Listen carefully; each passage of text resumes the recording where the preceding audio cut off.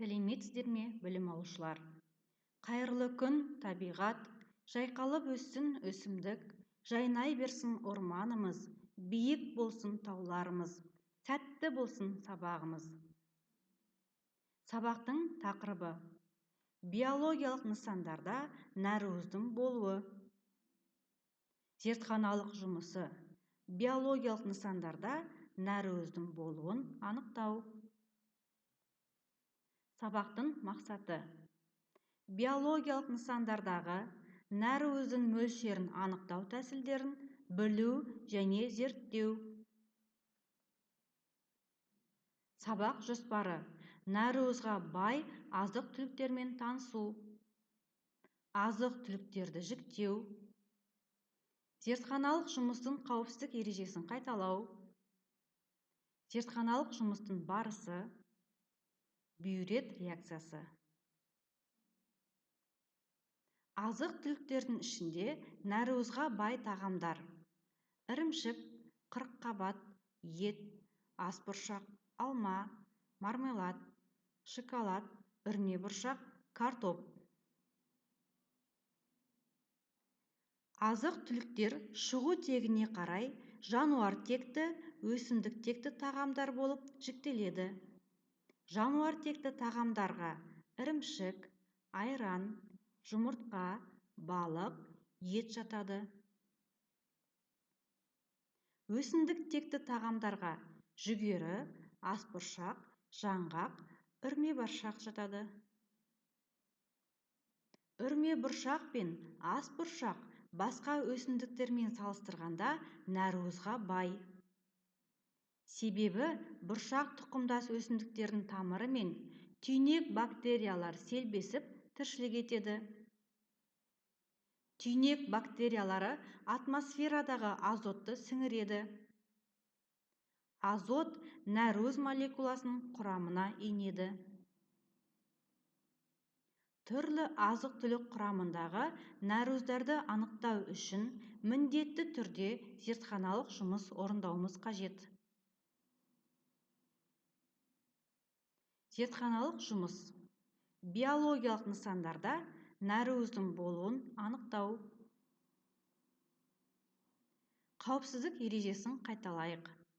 Бірінші, тамақ ішуге және кабинеттегі заттардың дәмін көруге болмайды. 2. Бір қасықпен бірнеше зат салуға болмайды. 3. Өртті сумен өшіруге болмайды. 4. Заттарды қолмен ұстауға болмайды. 5. Сынауықтан және банкіден алынған реактивтерден қалған қалдықты қайтадан құюға болмайды. 6. Пайдаланған реактивтерді раковинаға құюға болмайды. 7. Реактивтерді төгілген немесе шашылған күйінде қалдыруға болмайды. 8. Мұғалімнің рұқсатынсыз кабинетте жұмыс жүргізуге болмайды. 9. Әртүрлі банкі немесе сынауықтың тығынын ауыстыруға болмайды. 10. Шыны ыдыстардың аузын ашық қалдыруға болмайды. Жұмыстың мақсаты: ақуыз топтарына жататын заттардың өзіндік ерекшелігін анықтау және биологиялық нысандардағы ақуыздарды анықтау үшін сапалы реакцияларды білу. Материалдар мен құрал-жабдықтар: биологиялық нысан, тауық жұмыртқасы, шыны түтіктер мен зертханалық штатив, натрий гидроксидінің ерітіндісі, мыс сульфатының ерітіндісі. Жұмыс барысы: нәруызға сапалық реакция жүргіземіз. Реакция жүргізіп көру үшін шыны түтікшіге тауық жұмыртқасының ақуызын саламыз. Ең алдымен ақуызға сілті натрий OH қосып шайқаймыз. Ақуыз бен сілті қоспасына мыс эквивалентті сульфатын купрум С4 қосамыз. Ерітіндінің күлгін түске боялғанын байқадық. Бұл ерітіндіде ақуыздың бар екенін дәлелдейді. Бұл нариузға сапалық реакциясы биурет реакциясы. Биурет реакциясы бұл реакция нариуздың бірінші реттік құрылымындағы амин қышқылдар арасында пептидтік байланыстар бар екендігін көрсетеді. Биурет реакциясы нариуздарды тұнбаға түсіру реакциялары. Нариуздарға түсті реакциялар. Сапалық реакциясы. Реакция кезінде күлгін түс түзілсе, оны спектрофотометр немесе калориметр құрылғысына салып өлшеуге болады. Биурет реакциясы. Бұл реакция көмегімен нариуз молекуласындағы пептидті тобының болуын анықтайды.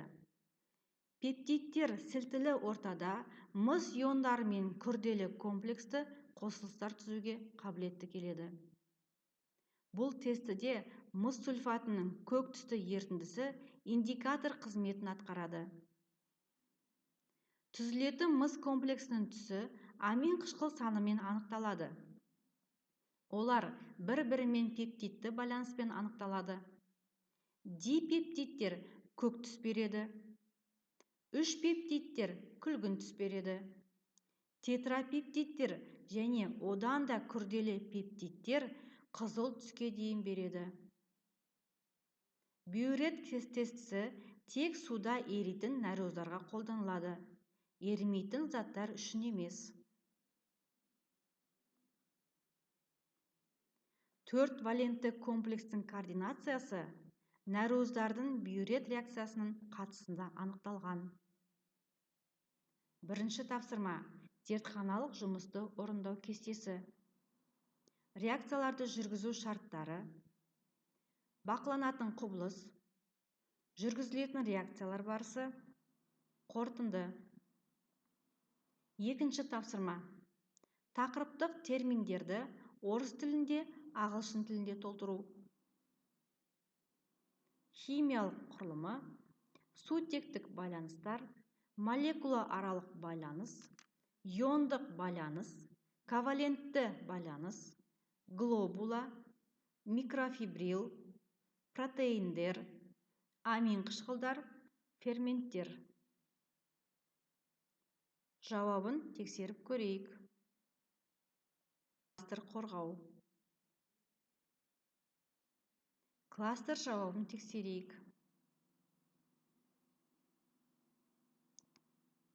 Орындаған тапсырмаларыңызды платформаға жүктеңіздер. Бағалау критерийлері. Зертханалық жұмыстың орындау кестесі 10 ұпай. Тақырыптық терминдерді орыс тілінде, ағылшын тілінде толтыру 10 ұпай. Кластер 5 ұпай. 23-25 ұпай 5. 20-22 ұпай 4. 19-17 ұпай 3. Сабақтан алған әсерлерді платформа арқылы SMS хабарлама жазыңыздар. Үй жұмысы. Нариуздарды анықтау тақырыбы бойынша YouTube мына сілтемесі бойынша бейне баян көріп келу ұсынылды. Және электрондық оқулық сілтемесі. Назарларыңызға рахмет, сау болыңыздар.